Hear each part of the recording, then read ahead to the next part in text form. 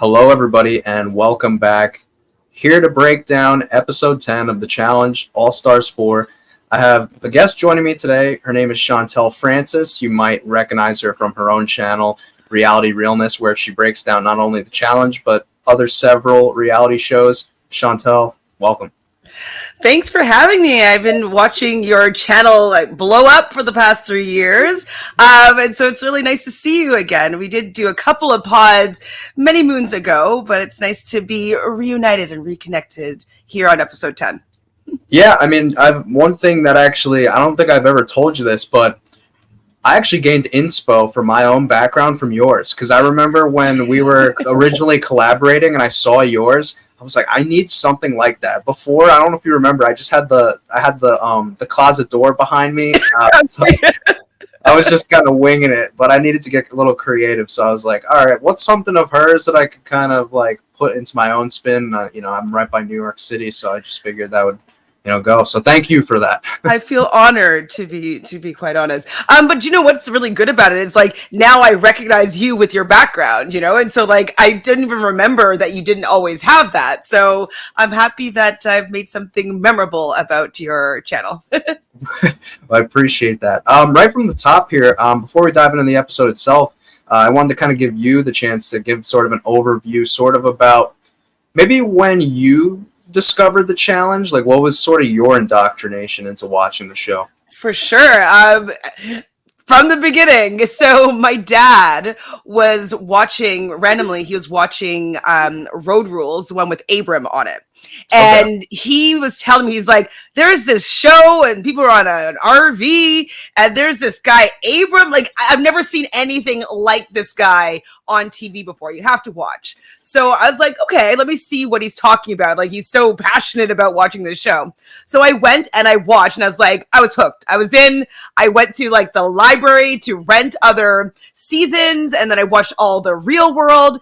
And so then I just kind of was watching the Real World all the way up until they did the Real World versus Road World, the challenge. So I'm a day one girly. I've been watching the whole progression, watching in real time. So I don't have like some of the memory that some people have because like they watched it, recently. But I definitely have been there from the beginning and I've seen every episode, every season of the Real World, every season of Road Rules, and obviously every season of the challenge.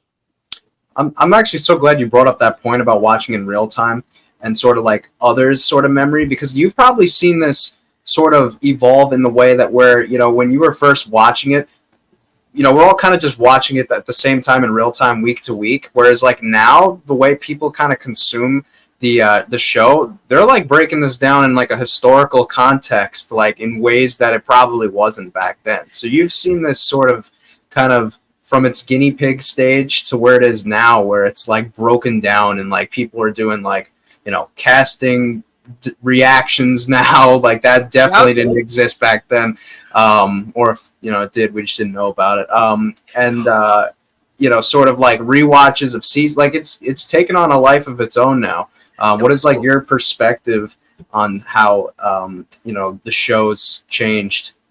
Well, it's definitely, then that's kind of what I love about like the OGs and All-Stars, and kind of why I was really excited about what Mark was bringing to the table was it's like all these people that were on the show because they had a love of the show and they were cast originally on their seasons of Real World or Road World because they were a wild personality or, they come from a crazy background or, they were just really unique individuals that we're seeing living and playing these games or on these reality shows. And so I guess the change that's happened is now people are a little bit more aware of the recognition that they were going to get. But back in the day, nobody was like, people were getting famous and doing like, I don't know, cover of Maxim magazine and like maybe a Playboy thing, but it wasn't as, TikTok followers and Instagram followers and all this type of success being influencers wasn't really influencing the way that the show was being cast in the past. And so that's going to be probably the biggest difference is now it's people are a little bit more aware of how they're showing up on the show. And to me, it's just becoming a little bit less authentic because I loved just seeing these normal people that are just becoming, being able to do extraordinary things. Cara, for instance, you know, she was somebody that was just like a normal person, but then she came onto the show and she was having all these adversities that she had to face. And then she's like, you know what? I'm going to take this into my own hands. I'm going to become super strong and I'm going to like start doing CrossFit and come back and be this super powerful player. Instead, now it just seems like they just kind of, for me, lost the sauce as to what I really, really enjoyed about old seasons of the show and how they were cast. Well, yeah, because I mean, you have to consider, you know, originally when this was in its inception, they weren't no, or people weren't going on these shows like cognizant to the fact of like, oh, like, you know, this is a show, like this is gonna like help me parlay this into something further. Yeah. Whereas like now it's kind of like, I don't want to call it paint by the numbers, but like people are very much so aware, Yeah. you know, what the experience is now, and there's a lot more like bells and whistles attached to sort of the experience now, where people might go into it, you know, with agendas and things of that nature.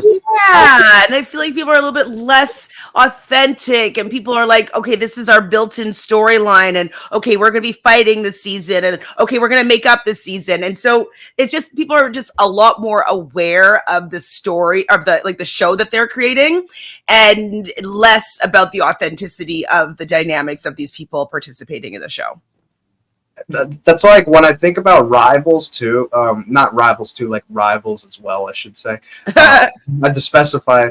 Yeah, when I think of Rivals as well, that was like the best and like, I don't want to say worst, but like it's like a double-sided coin where like it helped, I feel, you know, push the franchise forward in a positive way, but at the same token, like that term Rivals now is like people are cognizant to that, to where like, you know, if you're feuding with somebody on social media, they Ooh, keep that in the back of their head, like this might be good for the show in the future. Whereas like, you know, when it first came around, like nobody was thinking like, oh, this is the person I'm gonna pick a fight with on social media, so I do well on the next challenge with them.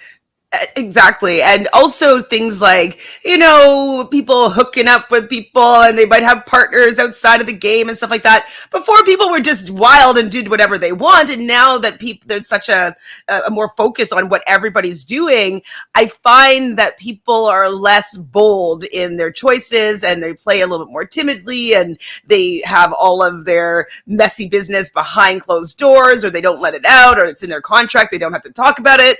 And so, yeah, I find everything's a little bit more scrubbed. Right. Well, I want to I want to talk a little bit about the overall, because I actually made a tweet about this either yesterday or the day before, talking about the. I think you and I even discussed this briefly too yesterday when we were talking about the stars thing.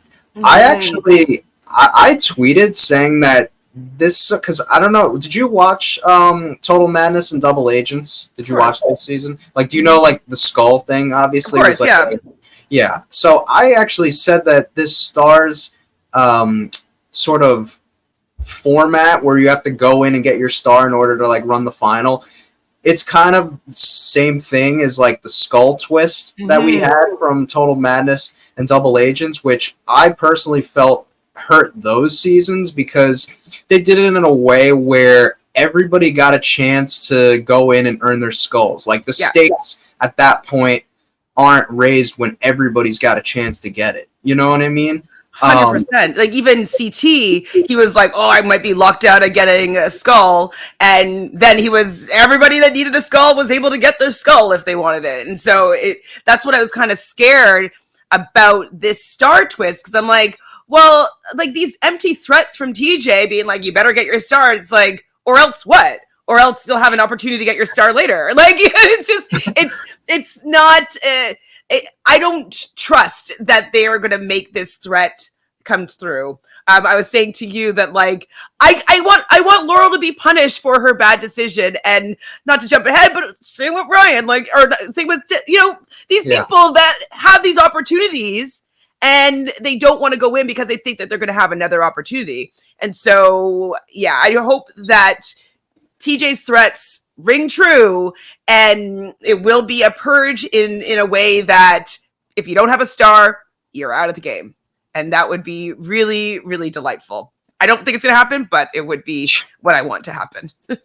Well, yeah, too, because if you do that, you set a precedent moving forward to if this 100%. does come back on a future season, like people are going to be more, you know, on edge and kind of feeling like there's going to be like a level of stakes that gets raised in these daily challenges, to where everybody's going to have an incentive to want to win these daily challenges, not only to be in control of the game, but because they genuinely need it in order to kind of like dictate, you know, if they're going into elimination, who they're going in against. Luckily, they haven't followed the double agents approach where, like, I don't know if you remember, but like there were certain dailies where, like, you know, people just didn't have to try. People didn't even have to compete in dailies because it's like, oh, well, their partners, you know, going for their skull, so this one's excused from the Well, daily. yeah, I definitely don't really like the idea of like, okay, it's your turn to get your skull.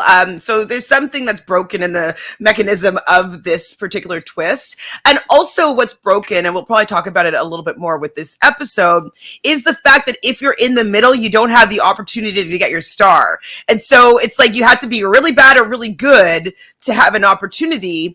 But if you're in the middle, like you don't really have any power in that way. So they've had a lot of power most of the season with getting to choose who's going down there. But I do think that the middle people who aren't the worst should still kind of get an opportunity, or something needs to be rejigged.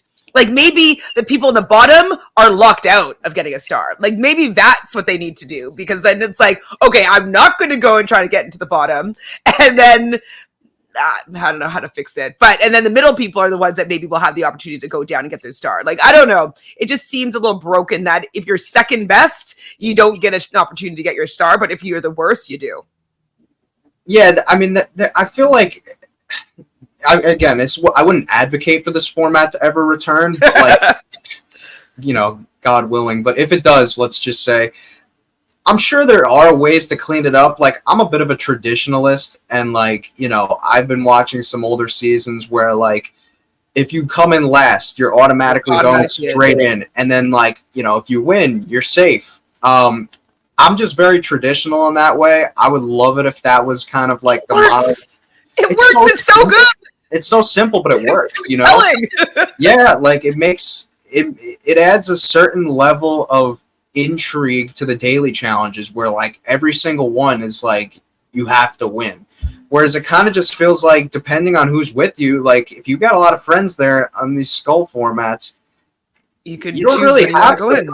Yeah, you don't really have to, you know, break your body to try and win these daily challenges, because you know you're gonna have like that fallback anyway of like, oh well, you know, I could, you know, just kind of fly by the seat of my pants. My friend will, you know, help me out here. Yeah. And I also liked, I mean, this would, if you have a lot of friends, it would be helpful for you as well. But when the winner, the next challenge, they got to pick the order. Like, why doesn't that happen anymore? I want to see where people's lines are and like who they're working with, and you know who they're going to put ahead of whom, and that could cause drama. And so I'm wondering why they're shying away from additional drama being brought into the season. Yeah, when All Stars was initially presented, format-wise, my hope and takeaway was that we would kind of see a progression. Like, I get All Stars 1, where like the format was what it was. You know, it's sort of the guinea pig experience. I get that. I wanted it to see like a progression to where, like, you know, let's just say, for example, All Stars 2 was like a Battle of the Seasons format. You pair two people from, you know, the same real world. All Stars 3, we get sort of like maybe like a Battle of the Sexes, a gauntlet format, something of that nature, and then like to progressively work up to where we're seeing rivals. Like, I wanted to see like those old formats for All Stars, where it just kind of feels like we're getting flagship formats on All Stars. I know. I don't want to see any trucks and explosions. I want to see fly swatters and digging in sand, and like, you know, I want them to go back to the basics with these challenges as well. For me, I don't really know why they're changing up the format to be more like the flagship. Because I feel like they know that they have a hit. I feel like they know that. And so I'm just wondering why they're trying to change it to something that is seemingly less successful.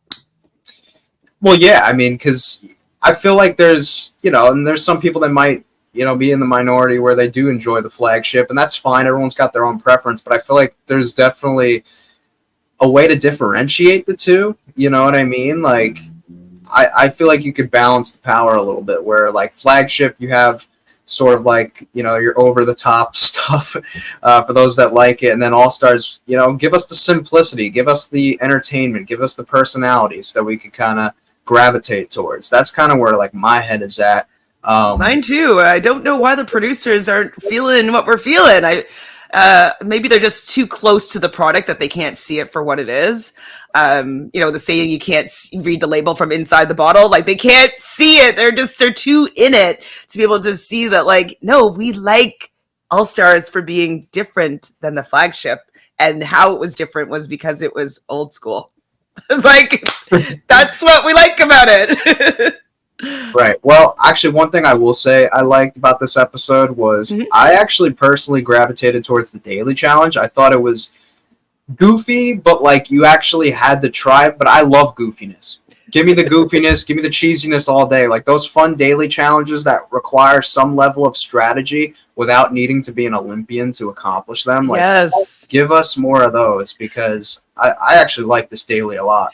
Yeah, it was pretty good. I'm pretty surprised that nobody picked up on Jay's strategy and just did it the same thing. I feel like that would be something that maybe they said that they couldn't do that and they let it slide. Like, I don't know, but like, it just seems like if you couldn't lasso, like as soon as you got maybe one, like to push yourself forward would be the strategy. I don't know why people continue to try to lasso if it wasn't working. Yeah, that was really good strategy. That's like he found the loophole. Like, no pun intended when we're talking about like he found the loophole. That's probably what I would have done if I would have thought about it, because I mean, you know, I can't say I don't have experience when it comes to lassoing, so I don't know how. I've never done it. I don't think so. Not with a real rope. Yeah, you had to take a second to think about it. But.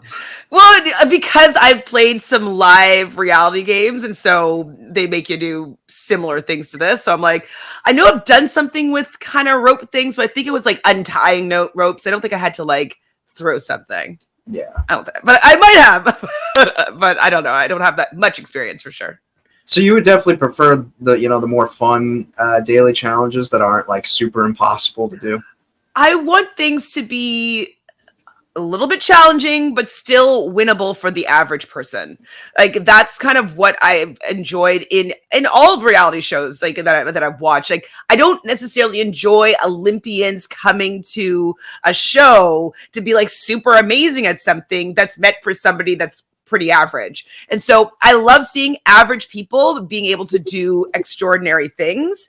And so, yeah, I'd rather them go back to being simple, to being something that, okay, like I have to dive down really deep, but you know, I have to use all my might, and like I have to use my willpower, and like I have to persevere to be able to accomplish it, not like be an Olympic athlete. You know what I mean?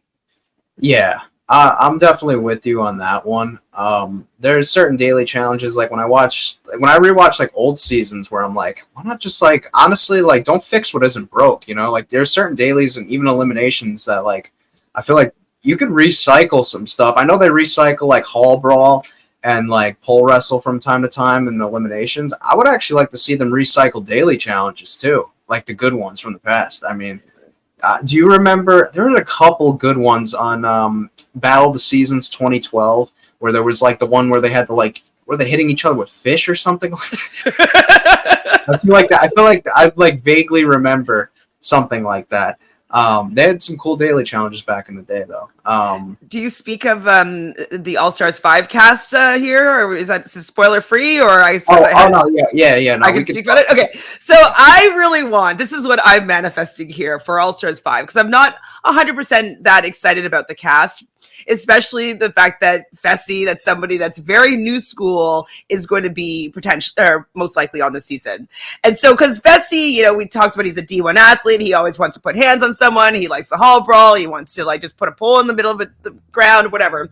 And that to me is not All Stars at all, really. And so I really hope that they just make him do all these janky games that he can't stand, or really silly and embarrassing things that because he thinks he's too good for. Like, the one where they had to carry each other upside down. Like they used to do so many goofy, a little more embarrassing, a little bit not like I'm an action hero type challenges. And so I hope that he's not going to be in his element with everything being super physical. I hope they go back to their roots there and force him to do things that are a little bit less Hulk-like. Yeah, well, it's good you used the right verbiage with the word janky because word travels fast. Maybe now that you say this, they might throw him one of those janky things. Please, I just need it. Even like the one where he was like climbing on the rope ladder, where that he didn't get into the final for that one, like stuff like that. That is like his size is not going to help him. Like, yeah. That would make my day. That would make it worth it for me to see him on this format.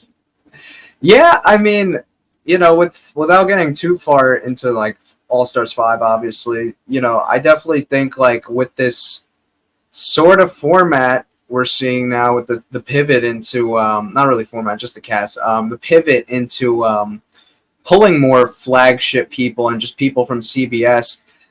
I think this is personally a sign of probably more things to come. I think this is like we're looking at this for 5. I think by the time we reach 6, we're gonna be looking where it's like right now I'd say it's about 75-25% in favor of OGs. We're gonna be looking at All-Star 6 where that number then becomes like almost a 50-50, unfortunately. Do you have any understanding as to why? Because you've spoken to some people that are in the world recently. Like, do they understand? Do they know why? I mean, yeah, it's from what I know, I think that the ratings for All-Stars haven't been where they thought they would be, so I think they're trying to experiment and seeing like if let's pull flagship people on and see what the ratings do then, as sort of like a barometer of where we're at here. If it remains the same, then they've got their answer. If it goes worse, then they've got an even bigger inclination as to where the real problems lie. But they don't think about the fact that it's because it's behind a paywall. That's the thing, though. It's like with MTV's flagship series, it's on a set time weekly. It's much easier if you're just, I don't know, people living their lives daily, like Wednesday, I know for a fact, this time, each week, that's the one constant I've got. Whereas, like, when it comes to Paramount Plus and the All-Star show, your day might vary when you're like, I've got this on this particular day, like, I'll just watch this a different time. And, like, 100%. You kick the can down the road. You know what I mean? Like, it's a lot easier when you've got a set thing. 100%. Like even for me, I watch the episode and we recap live right after the episode. And so that I know it draws people because they're like, oh, I want to be in the live, so I'm going to watch the episode live. Now, though, that like, it's you can watch it at any time on Wednesday. First off, I hate that I have to like hide from spoilers if I don't watch it at 3 a.m. That's actually really irritating. But I also don't have to go live on Wednesdays. I usually keep it the same just to keep consistent. But like this week, I'm going to probably be doing it on Friday, and it doesn't create that same, in my opinion, momentum with it being on a streaming platform. I feel like they could probably even throw All-Stars on the network. I mean, they've shown a couple times that I think a couple years ago, maybe All-Stars 1 or 2, they aired like the premiere episode on MTV, the network. They've done that a couple times where they've aired the All-Star show on the network itself. I don't know if they signed some deal where they're like obligated to specifically air it on Paramount. I mean, maybe, but I feel like it's all within the same umbrella that they could start maybe, putting the All-Stars on MTV, the network itself, and just kind of see where we're at here. Maybe the numbers might, sway a certain way. What happened with USA? Is that just the spinoff? Yeah. Mm-hmm. Yeah. Okay. So wouldn't that be a little bit indicative of like not necessarily bringing CBS people over to? That's where my head is at, but You know, we're a small minority here. So I know we're the purists that just want our little, it took me so long to allow Ari the One people like into it. I always just wanted it to strictly be OGs was real world versus road rules, and everybody's over 35. That's kind of where I was hoping that it would stay. And so it took me a while to like, okay, allow people that have been on Ari the One and maybe that are a little bit younger. And so now that they're also bringing back people from the flagship, I'm just kind of disappointed because what I really wanted from it and what I was enjoying from it, it's kind of we're losing it. And I just don't know if I'm gonna watch it. I watch everything, but I just don't know if I'm gonna enjoy it as much as I've enjoyed even these past 4 seasons. yeah, I mean, like when Ari the One first came, I think there was apprehension on my part as well. But I think they kind of like were able to transition themselves into the franchise a lot more smoothly than some of the CBS has and just other shows for that matter, because they did at the end of the day come from an MTV show, and I feel like so like a little sort of slow. and the casting processes are very similar. Like there might be a little like from what I know, like Real World and Real World and Road Rules is like the same process. So like I'll group them into one. Like the Real World Road Rules casting process and the Ari the One casting process is like it's like a cousin sort of like relationship. Like they're not your first like sort of like immediate family, but it's like sort of grouped into one. They essentially are the same processes. It's just one. Once you go here, you take a little slight dip because it has something to do with dating. You know what I mean? So like that's why we were seeing a lot of Ari the One cast members able to kind of make that transition a lot more smoothly. Because I mean, I'm it's subjective who people like, but I would venture, in my opinion, to say like Amanda has been a good addition to the show. Cam, obviously. Cam, Nelson. I mean. Well, Corey's Real World, but yeah, I mean Hunter was on the show for a while too. So yeah, I mean you had Brittany was fun when she brought some messy chaos in there. Even Brittany, I would take back in a heartbeat if push came to shove. One's slipping my brain right now that I Devin. Yeah, Devin. Tori. I mean, I'm not bad, like, you know what I mean? Vacation Alliance, that's all separate. But when they first came on, I was like, I definitely was impressed by Tori for sure, her first season. And I was a huge Devin fan on Vendettas around that time when him and Johnny Bananas were. That tickled my fancy. I was a fan of it. Nerisse also is probably one of the better new school additions, and she's from Ari the One technically. So proof's in the pudding, folks. for sure. But I guess also, I mean, I don't want this to be like a hate on, but I'm just like speaking my mind about all these things. But with the Vacation Alliance, and that's I think maybe what for me the biggest problem is how the new school and the flagship is operating. It just has this huge alliance that has a lot of power that everybody wants to be part of this alliance, that it's completely watering down all the gameplay. It's all about pre-gaming now. It's all about who you're friends with. It's all about I scratch my back, you scratch, whatever the saying is. Yeah.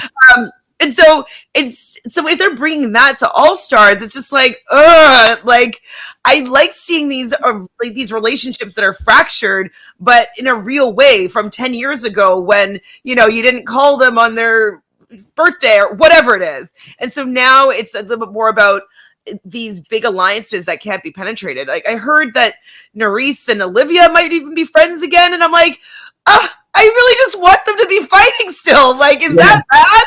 Is that bad? I don't want everybody to be like kumbaya and like getting along because they don't want to upset the major alliance.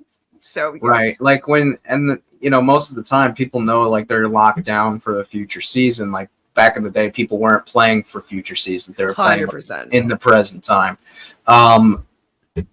How do you manage to because I know you said you don't really follow the spoilers, how do you manage to navigate around that? Because on Twitter I have GamerVev muted, so muted, and then anytime I see somebody that reposts anything of GamerVevs, I mute them.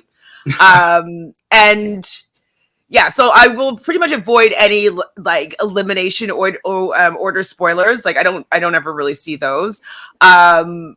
Or like even like a hint of those, like that's pretty sometimes Instagram, I'll have to mute some people, but they've been a lot better at being like spoiler thread, and so I'm like, okay, I won't click on that.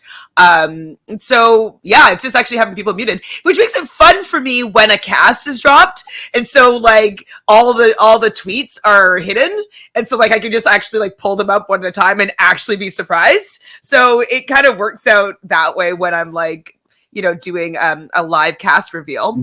But yeah, in general, I just mute anybody that's ever hinting at any spoilers. And yeah, I guess I don't need to hear what they have to say. So you don't mind seeing like what the cast will be, but you just don't want to know like how it plays out. I do, yeah, definitely, especially covering the show. Like what I find enjoyable about covering the show is like, okay, these are the dynamics and this is what we have here. And I like kind of seeing if I can figure out the strategy or what's the optimum move for somebody, or, you know, I want to be surprised by how things go down.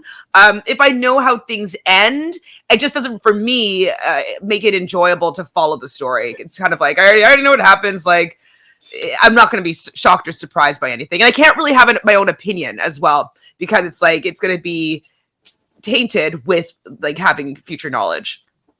Well, now that you put it that way, I'm probably going to have to consider this for the future, because like when I know something that's going to happen in advance, it kind of in my brain gives me more time to think about what I'm going to talk about. Oh. And I feel like with that, I kind of lose a little bit of not authenticity, but like organicness to like or candidness actually would be the right word to use. When I know so far in advance how it plays out, my brain already like comes to the conclusion of what I'm going to say. And like, I'm not going to have that same candidness of like talking about it as I do. Like, for instance, you know, today, even like, if I didn't know like what was going to happen, we would probably be talking like super like free flowing about how the elimination were to play out. You know what I mean? Well, like exactly for me, I took notes because I'm going to be recapping this episode as well, and I was like predicting, like, oh my god, he's going to do that, like, and then I'm like, oh my god, I was so wrong with what actually happened, and so you know, I get surprised, or I'm wrong, or people being like, oh my god, you knew that was going to happen, and you were wrong. Like people will come for me and be like, you didn't have it right, or oh, you did call it, you did have it right, and so. It just, for me, it makes, any predictions that I have, it makes any sort of opinions I have on what I think is going to happen. People hold me to the fire for them a little bit more, because like I have no idea what's happening, and this is just my thoughts and perceptions from what I see on the TV show and the dynamics that I see how they're playing out, and my predictions or my expectation. And so sometimes I'm right, sometimes I'm wrong, but I'm always going to be loud about what I think. Well, diving back into the episode now, though, you know, we talked about Jay before. He, without getting too deep into like how the episode plays out, specifically the daily alone here, he won for the guys, and you know, he continues to kind of like vindicate himself as like a competitor, where like he always for years, like when he was gone, would always point out like he got the flack for not drinking the drink in the final. However, he never came in last in any daily challenges on X's 2 to begin with. And, you know, him and Jenna kind of got labeled like the layup team and were brought to the end. And so I feel like for years, he's kind of had something to prove. And like throughout this season, and even with this episode, continues to prove that like, you know, he's more than just the layup. He's actually like a pretty solid competitor. So I will agree that like I was like, why is Jay on this season? I remember the discourse was on. It was crazy online. Like he was getting roasted left and right when he got revealed. I remember 100%. And I was like, okay, what is he gonna drink the drink for his redemption? But, you know, a lot of people were saying to me, like, no, but he's been working as a fireman. And, like, so that's going to take a lot of strength. He's still really young. He's going to want to prove himself. And so I started, like, giving him a little bit of a chance, like, with, like, being, it's not already just, like, just writing him off immediately. And so, yeah, he has impressed me to a certain extent with his physical capability. And, you know, we never looked at him in that way before. Even though, as you mentioned, he wasn't super bad. I don't know if I still will put him up there and like, oh, he's my first draft pick or anything like that, because I like, you know, people that I'm really rooting for to be a little bit more well-rounded. But, you know, I think he redeemed himself from not drinking the drink. Yeah, and I'm like such like I'm such a sucker for like things coming full circle. Like I'm a big, you know, movie fan and just like film fan. So like anytime, like I look very early on for seeds being planted and how this could like shape out the end of like a movie. And like as somebody who's like looks at those things in like a really cheesy way, the fact that like we kind of honestly saw his scenarios from how he left the show originally back in the day to now sort of mirror each other, where he left unceremoniously with not drinking the drink, and like TJ telling him like hope to see you never, I think he might have said, or something Probably. like that. So yeah, so I'm paraphrasing. And then to see now where, I mean, for all intents and purposes, I mean, you know, he said he was partially colorblind. I think he had his nose was broken in like one spot or something like that. Like that elimination really didn't, honestly, when it comes to the, you know, the water and the colors, didn't really favor him. But you know, he said what he was going to do. He was going to go down there, and he was gung-ho about it, and he kept his word, and he went down, and, like, did it benefit him strategically? No, I don't think so. But from, like, the perception of who he was as a cast member and a competitor definitely shifted in a way where we now look at him in a positive sort of way. For me, though, I kind of like, but you should have gone down against Leroy. Like, you know what I mean? If you're like, I know he wanted to be a man of his word, and that's what he was standing by.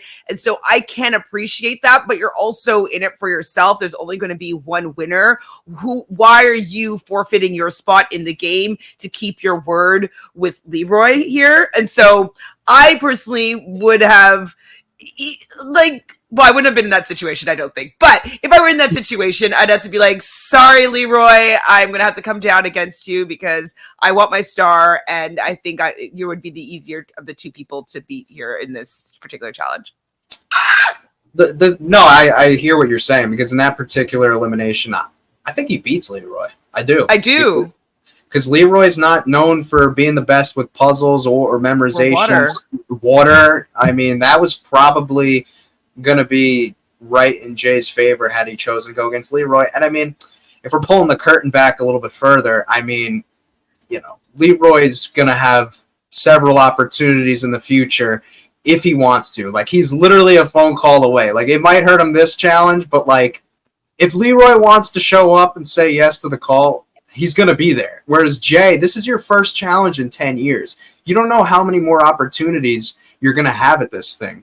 Like, I would have just honestly pulled the trigger right there and just been like, look, I mean, I made my word, but like, I don't know how many more. This wasn't what I wanted to happen. Yeah, like, I need the best shot to win. Yeah, if you were in my shoes, like, I'm sure you would respect this move. Yeah, but I hear what you're saying. That would probably have benefited him. I don't feel comfortable going against Steve in anything at this point. I'm convinced. No, he's always been pretty good at stuff. Say again? I said I'm convinced he's like an evil scientist or something. Like, he's like concocting things in a lab right now. That guy just seems like overly smart and skilled and just like weird things to where I wouldn't feel confident against him in anything. And Cara did have a soundbite this episode that was like, I don't feel comfortable going against Steve in this final. So I wonder if that was just a little breadcrumb as to how the final's going to go. Because it would be kind of like an upset like season 1, where nobody was counting yes to be a contender, and he just walking sticked his way past the finish line. Yeah, you make a good point. They do kind of, from time to time, throw those breadcrumbs right in plain sight for you to kind of like, even with this episode, like, I find that they do this thing, and you might notice this as well. you could kind of tell where an episode might go based on the start, because they do this on the flagship too, where they kind of like paint this picture for you of like something that's so obvious, and then they swerve you at the end. Like they tried to like drill it in your brain from the very beginning. Ryan versus Jay. Ryan versus Jay. Right. It's gonna be Ryan versus Jay, and then like, you know, they swerved us kind of. I definitely had a feeling that it wasn't going to be Ryan versus Jay. As soon as Ryan was like feeling a little skittish, I was like, okay, like he's not getting thrown in. Yeah, I know he's worried that he doesn't have the numbers because he's not in the middle group or whatever, and like he does. I was like, no, I don't think that Ryan's going in. I think it's going to be. I did think that he was going to go against Leroy, go against his word there, and Leroy was going to go home, and it was going to be Cam then Leroy back to back. Like that's kind of what I thought was going to happen, and being like, oh, but yeah, I was wrong. I was wrong. Well, we can get to Ryan in a moment. I do want to touch quick because there was another winner of this daily challenge. Laurel won for the women, and I hope that this is going to be a sign of things to come when it pertains to like not necessarily her winning, but I want to see the killer Laurel. I want to see the Laurel that we saw back in the day, like just ruthless competitors, just here to make strategic gameplay moves, great at the competitions. It feels like this season her head just really truly hasn't been in it, and she's been focused on the emotional sort of baggage that's come with her and Nicole relationship, and I know that's been a pushback from a lot of fans. I want to see Laurel the dominant game player. I want to see Laurel making, boss moves and competing in these challenges to win them. She won this, and I'm hoping that this is, something that will continue when it pertains to back. Yeah. Well, speaking of before when you asked me about spoilers, so the fact, this is a spoiler. Can I share this? Can I share this spoiler? No for it. Okay, so we know that Nicole and Laurel are completely no more. Like Jack's wedding problems, like they were really nasty with each other, like 5 months, 4 months ago or so. Like we know that they are done. And because All Stars 4 aired about a year later than anticipated, I can't go on this journey with Laurel and Nicole because I know how it ends. And so it just frustrates me that she's ruining her game for this woman that we know is going to infuriate her and break her heart and be pretty disrespectful and toxic to a certain degree. And so I think for me, that's kind of ruined a little bit of my experience of All Stars. We're doing 4, right? This season, anyways. Because maybe if I didn't know how it was going to end, I might be on Laurel's side a little bit more, being like, no, she's different. She's changed. Look how she's treating me. I want us to run this final. Like, I might be able to buy into that instead of me being so upset with the fact that, like, she can't see that Nicole is completely pulling the wool over her eyes. That's another thing too, is like a lot of the stuff that's happening on the show is like water under the bridge for most of these people. And, it doesn't help that a lot of them, cough, cough, were filming something simultaneously as this was, airing. So that didn't help matters as well. I feel like All Stars 4 hasn't gotten the coverage that like from the cast, like, because we're used to seeing the cast live. Yeah, like casts are usually live tweeting as this stuff happens. Old wounds are being reopened up. They seem just kind of indifferent to a lot of this stuff and kind of passive. And like, I'm not saying they're wrong, because like, if I'm putting myself in that situation mentally, if I film something and it's just like kind of a year almost and a half ago, like I'm not going to be like, super and like jump to, most of these people probably talked about this already, like, and this has like been settled. So I understand from that point, but I think us as viewers kind of got robbed in that respect. You definitely want to hear the discourse that's happening when, if it's still a hot point, like you want them to still be feuding or still, I don't know. I just want it to be a little bit more simultaneous, because knowing the ending for me makes the journey less enjoyable. Right. Well, we got to talk about Ryan now because this was another popular pushback amongst fans. Is Ryan kind of getting cold feet here? You know, he's kind of been talking about wanting a star, wanting the star, and then time comes for the star, and you know, he kind of backed out here. Yeah. What do you think about you know, because this, I mean, we talked about sort of how our thoughts are on the star anyway in the beginning, but like Ryan backing out here, I don't know what these people think. They think like that's the problem is because like people think there's gonna be so many chances for the star. I mean, Ryan was saying like he's gonna have several chances. Like TJ should have just pulled the rug out right underneath them, like right then and there. I would love to be like, that was the last one, guys. Sorry, if you don't have a star, you're not going in. That would be great, right? That would have been like shocking. That would just. You know what that would be? I'm so glad, Chantele. You know what that would be? What? If he did that, just pulled the rug out from underneath everybody, you would create a moment like just that would be replayed in like the challenge like history forever. You know, like when has that ever happened before? Where like there's like I don't know 6-7 people on stage thinking that like they're gonna have opportunities to go in, and they're just like without losing an elimination, without getting purged in a daily challenge, are just told that's it, like your game's over because you didn't go in and get an elimination star.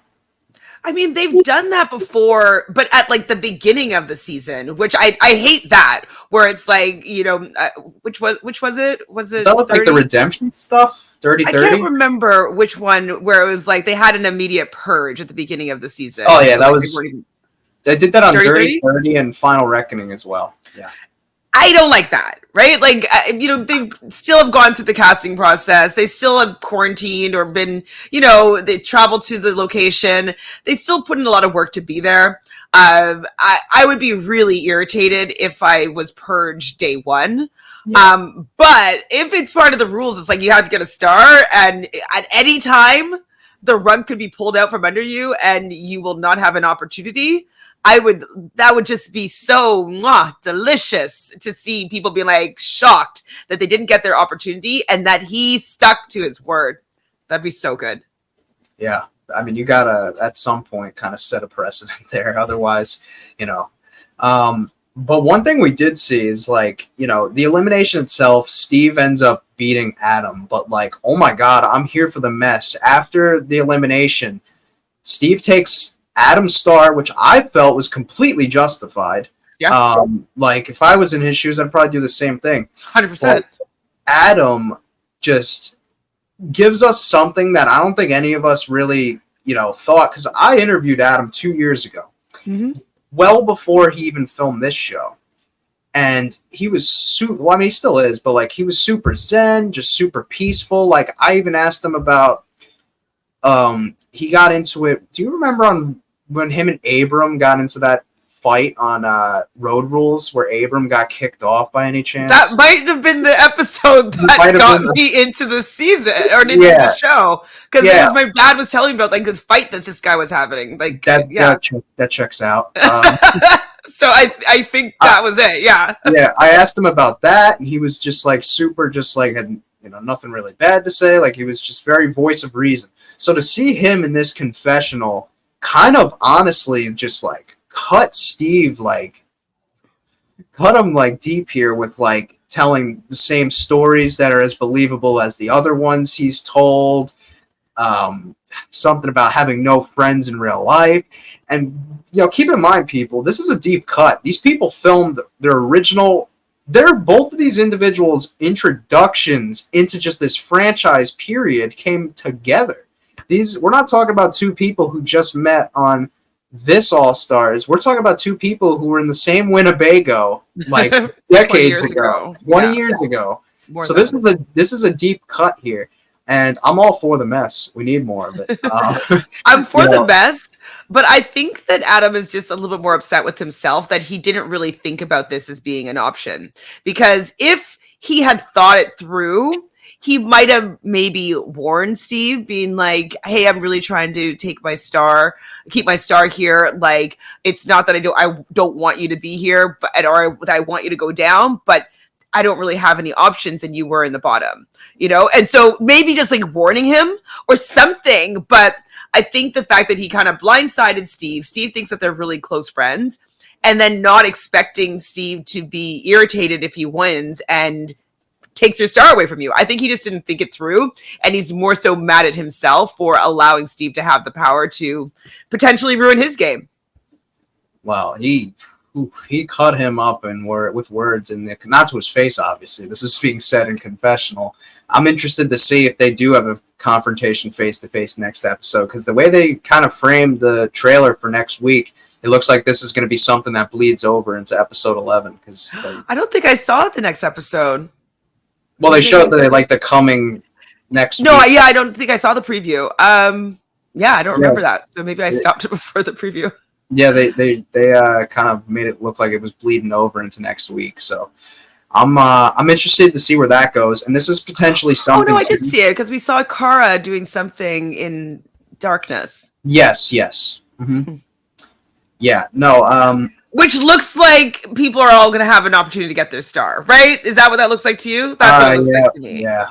It looks like she's trying to protect her star, and people are going to have the opportunity. I see some scenario for next week. This is my crystal ball speaking here. I think we're running into a scenario where we're 11 episodes in, and they're kind of going to rush to the finish here, where they're like, "Oh, if you complete this daily, you all get stars. Now let's go run TJ's final." Like that's. I mean, maybe. Well, this is what I was suggesting that they were going to do. It's not what I want, but I could see them doing another daily and having maybe a 4th star up for grabs. Okay. And so, like, the final would start with 4 people, probably like an early purge, and then the 3 people. Like, I can see that kind of happening. Still, a few people will not be able to get a star or run the final, but I do think they're going to give another one. Yeah, because there's a good amount of people still left. Like, probably, honestly, 9 or 10. Maybe more. This is gonna bother me, so I have to actually count the exact number. Okay, you can count. we've got Adam, Leroy, Steve, Derek, Ryan. That's 5 guys. I don't think I'm missing another guy. Oh, Ace. So that's 6 guys. 6 guys. Cara, Nicole, Laurel, Veronica, Flora. That's 6 right there. Avery. 6. Oh no, that's 6. Yeah, no, 6 now. 6 with Avery. Right? Yeah. Yeah. So, okay, so I think it's 12 then. So 12 left. So that tells me, since judging by the other All-Stars, we had about 4 of each sex in there, which tells me we're getting probably 2 of each sex wiped out next episode. 2 guys and 2 girls are getting probably wiped out to kind of leave us with probably 8 going into the final episode. Yeah. That's 2 extra stars that are going to be available. So I'm wondering though, because Cara was so nervous in that clip, I'm wondering if they're, if the people that are in the bottom, if they would still get an opportunity, like maybe the 4 of them or the 6 of them will get an opportunity to take a star. I don't know. But I just don't know why she would care that much if her star wasn't actually in danger. So maybe there still is maybe the bottom 3 people will have the opportunity to either protect their star or take a star or move a star. And so maybe that's why she's working so hard, but it doesn't really make any other sense. Yeah, I mean, we're going to obviously find out, but something I wanted to point out, since we were talking about Adam and Steve's thing, I already kind of covered some of the theories for All-Stars 5. I'm assuming you've dived into the cast stuff when it comes to All-Stars 5 on your channel. Okay. I did a cast reveal, but I guess we haven't gone too deep into it. No.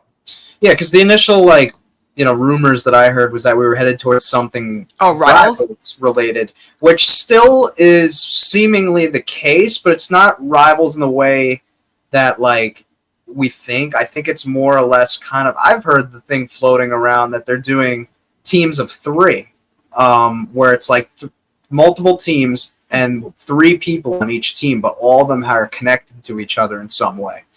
And so with that being in mind, when I was kind of in my head thinking who could be with who, seeing as how this thing's played out, I think we're headed towards a Katie, Steve, and Adam team. That's a good team. Steve screwed over Katie on All Stars 2. I guess, well, Adam thinks Steve screwed him over, even though like they kind of screwed each other over in a sense on this. And then How does Adam and Katie relate? I think they got into it on like, because they were on Katie was also on their Road Rules too. She was replaced. I can't remember how this. She replaced Hisela? No. Yeah, I think she replaced. Was it Hisela?